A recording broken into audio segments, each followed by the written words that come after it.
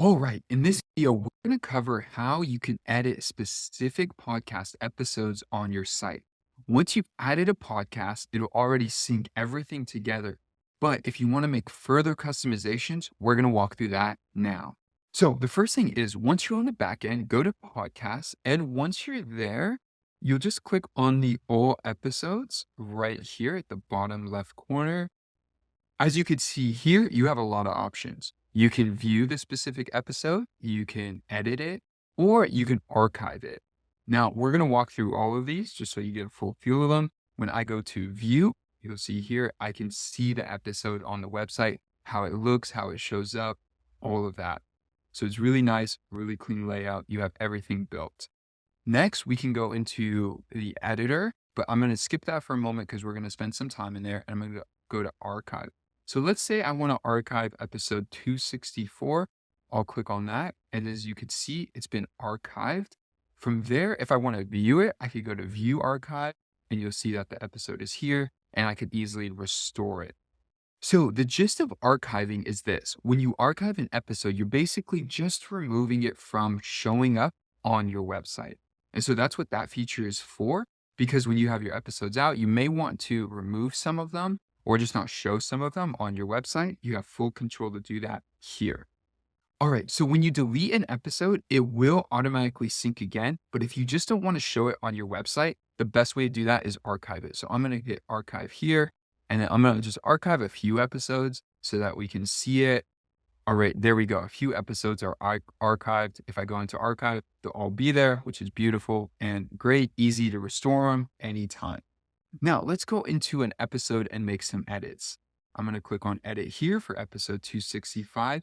And as you can see, there is a lot of information, a lot of content, and a lot of value that's already pulled in. Keep in mind that if you do make adjustments to this, this will automatically stop getting updated by the RSS feed so that you don't lose any data. Let's say you want to add some content into this and you add a bigger description or anything for SEO specifically. Well, anything that gets added here will then, this episode will stop syncing with your feed so that you don't lose any data. Now let's walk through some of these fields. Obviously you have the title up here, which is great. You have the URL slug. So if you want to shorten the slug or adjust it, you can do that here. Then you have the episode audio URL where it's pulling the audio from. Perfect. Here's the actual embed file, so you can see it, make any adjustments if you needed to. Here's the episode content, the description. Again, you could add in a ton of other options. If you want to add info on participants, you could do that here as well. Then there's the summary or the excerpt, whichever way you like to call it. This is the quick description that you're going to see anytime you see the podcast episodes showing up on different pages, like the home page or the about page. This is the little excerpt that goes with it. If you want to add the transcript, you could do that here. What I'm going to do right now is I'm just going to add in some placeholder text to show the transcript so we could see what that looks like when we look at the episode. If you want to change the episode image, you could do that.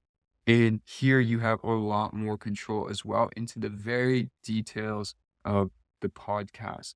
All of this is optimized as well for SEO, which is great. And when you want to make any adjustments to the SEO title or description, you can do that down here in the advanced SEO settings, where you could adjust the title or the description and add a social sharing image. Once you're done with all of that, you'll hit save episode. You'll get the notification that it's been saved. I'm going to scroll back to the top and then hit view episode. And you're going to see here, everything is showing up accordingly. We have the podcast, we have the date it was published, we have the time, the file size. We have a lot of info here, which is great. Here is the actual content description. And then below it, this is the transcript. So you can see the transcript is loading here. This was just the placeholder text that I added in. But if you want the actual transcript to show up here, you just add it in as per usual. Below, we have related episodes and all of that content is loading.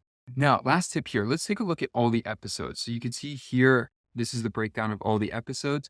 Let's say you just updated your podcast and you want that content to show up on your site and it's not showing up yet. It will automatically update, but let's just say it's not showing up yet. What you can do is you come into this page here and hit sync RSS feed.